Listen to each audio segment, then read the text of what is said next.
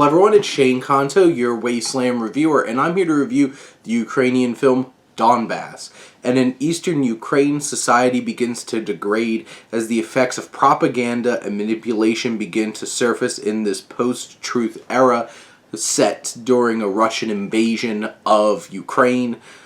Well, this is definitely very relevant, and because this film was shot back in like 2018, and finally came to the US this year in VOD, which is when I finally got to check this out. And obviously it's very relevant with the most recent Russian invasion of Ukraine. And from writer-director Sergei Loznitsa, this film takes a whole bunch of little stories, strings them together to paint a picture.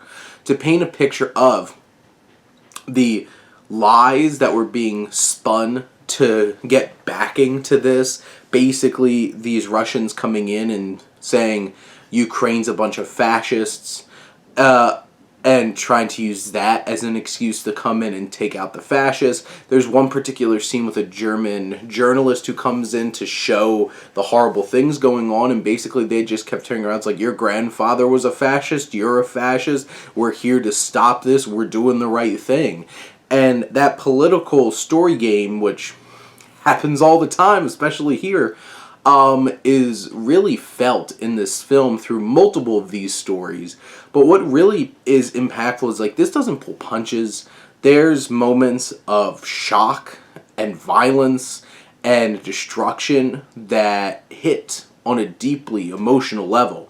They're impactful. This film is beautifully well shot. The camera work is impressive.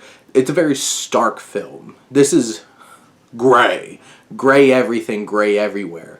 Because there's nothing vibrant or beautiful about the situation. You just have these different stories with a variety of different kinds of tones. Some of them it's like it's a wedding going on.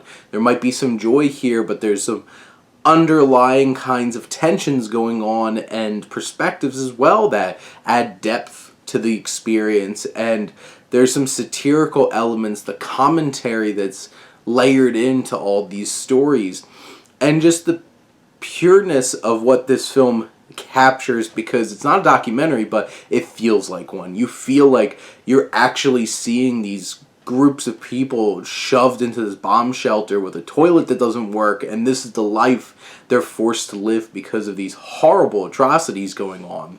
This film does not shy away from anything.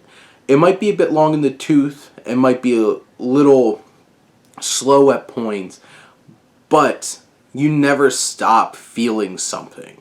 Whether it's rage, or hope, or fear, or just any variety of different kinds of things, this film is able to weave in really strong character work, interesting stories, and interesting perspectives and themes that lead to a very impactful and very resonant experience that is definitely worth checking out on VOD.